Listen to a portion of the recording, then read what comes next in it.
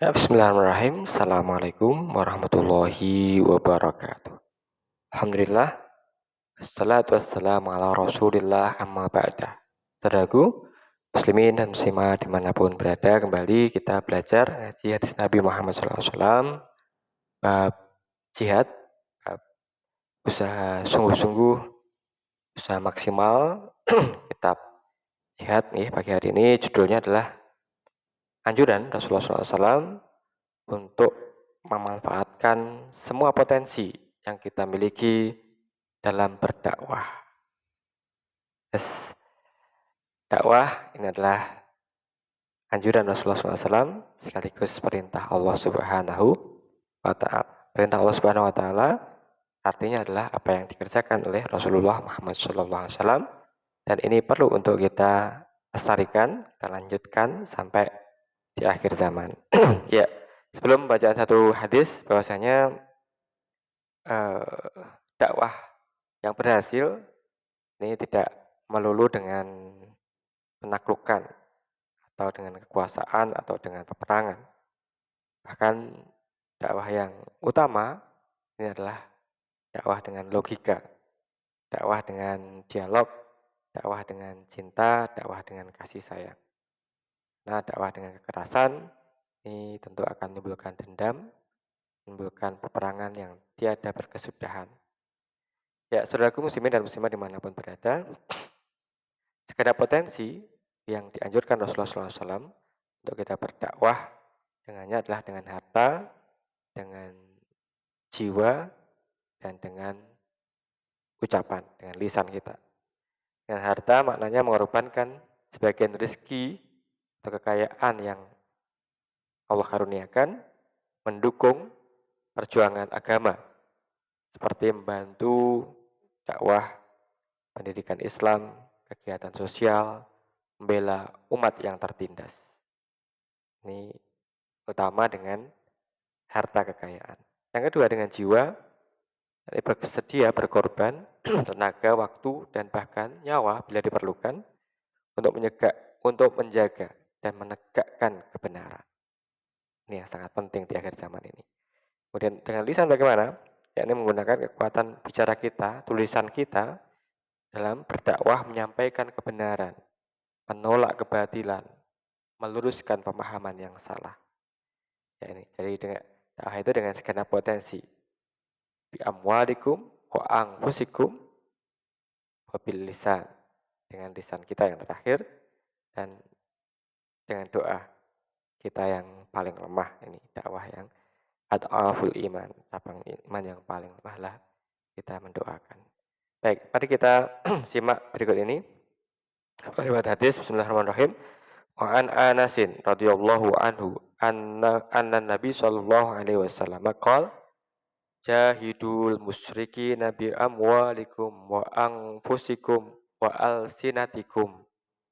Ya, artinya dari Anas radhiyallahu an, semoga keridhaan Allah atas beliau, Anas, bahwasanya Nabi SAW bersabda, jahidu musyrikina, bersungguh-sungguhlah dalam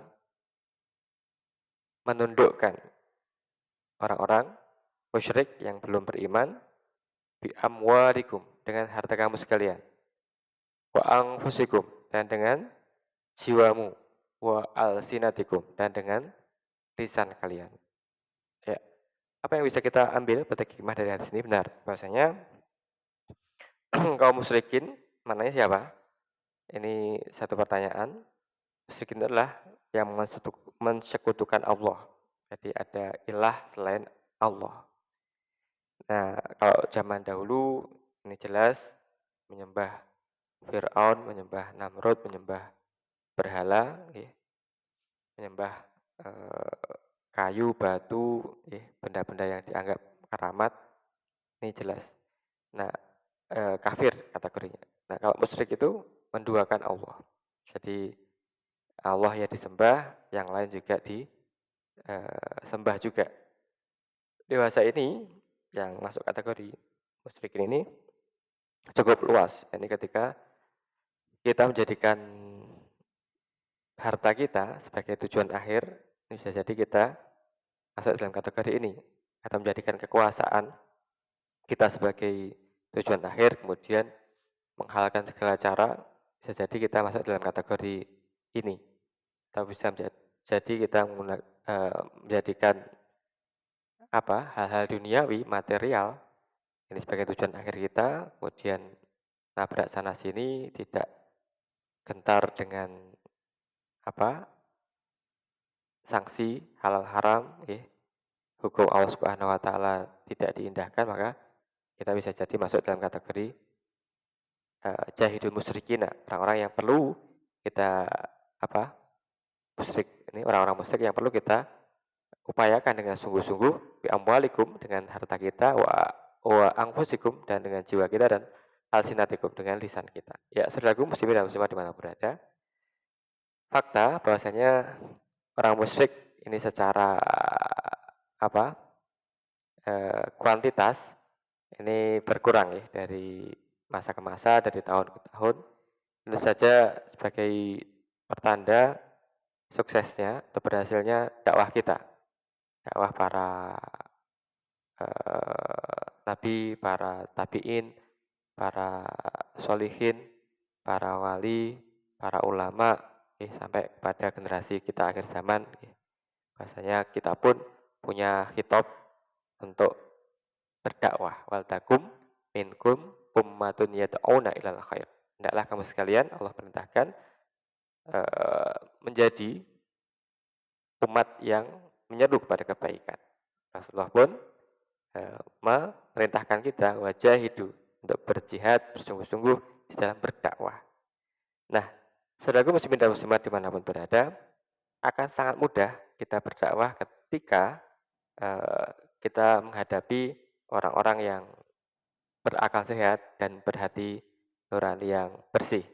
Kenapa? Karena intisari ajaran Islam itu adalah ajaran yang sesuai dengan akal sehat dan hati nurani yang bersih. Satu contoh, ketika dulu Fir'aun mengaku dirinya sebagai Tuhan, wa ana rabbukumul a'la. Ya, Fir'aun mengatakan, saya adalah Tuhanmu yang maha tinggi. Lantas Nabi Musa ini mendapatkan wahyu, coba tanya kepada Fir'aun, kalau engkau menjadi Tuhan Fir'aun, Tuhan alam semesta ini Fir'aun, siapa Tuhan kakek dan nenekmu kalau Tuhannya belum lahir? Nah, ini satu pertanyaan yang sangat cerdas, sangat masuk akal, dan tak terbantahkan. Jadi ketika ada Tuhan selain Allah yang mengaku dirinya sebagai Tuhan, maka ini akan terbantahkan dengan pertanyaan-pertanyaan logis. Dan saudaraku, muslimin dan muslimat dimana berada, akhir-akhir ini sebagaimana diindikasi oleh Rasulullah SAW, bahwasanya nanti di akhir zaman itu bukan tentang kesyirikan yang ditakutkan oleh Rasulullah SAW, tapi kekhawatiran, ketakutan Rasulullah SAW adalah tentang berlomba-lomba untuk mengumpulkan harta. Yuftah lakum zuhratad dunya wa zinataha. Dibukakan pada kita umat Islam tentang apa?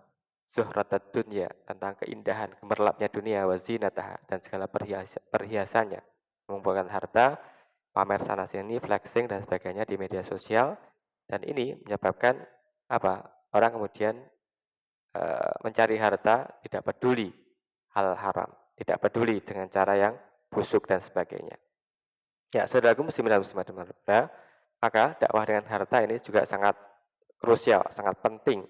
Sehingga ketika orang-orang muslim yang sukses ini kemudian duduk dengan orang-orang yang pecinta harta ini, mereka tentu akan bertanya, wahai saudara, bagaimana kunci sukses? Kita menjadi orang yang mungkin berada, sukses, kekayaan kita berbiliun-biliun, infinity, maka kita akan dengan mudah mengajak mereka bertuhan pada Allah Subhanahu Wa Taala. Wahai saudaraku, cara saya sukses adalah asyhadu alla ilaha illallah wa asyhadu anna Muhammadar Rasulullah. Saya bersaksi bahwa Tuhan selain Allah dan Nabi Muhammad adalah utusan Allah. Saya mengerjakan perintahnya, menjauhi larangannya, dan kemudian saya bekerja semampu saya. Nah, ini satu kunci ternyata. Para orang-orang kaya, para orang-orang yang pecinta dunia, ini akan nurut dengan apa yang disampaikan oleh orang yang lebih kaya daripada mereka. Ya, saudaraku, muslimin dan muslimat dimanapun berada, inilah logika kebertuhanan dari Allah dan Rasulullah SAW supaya kita bersungguh-sungguh berjihad memerangi kemusyrikan itu dengan amwalikum dengan harta kita, wa anfusikum dengan jiwa kita, wa alsinatikum dan dengan lisan kita. Semoga ada manfaatnya. Terima kasih atas perhatiannya. Assalamualaikum warahmatullahi wabarakatuh.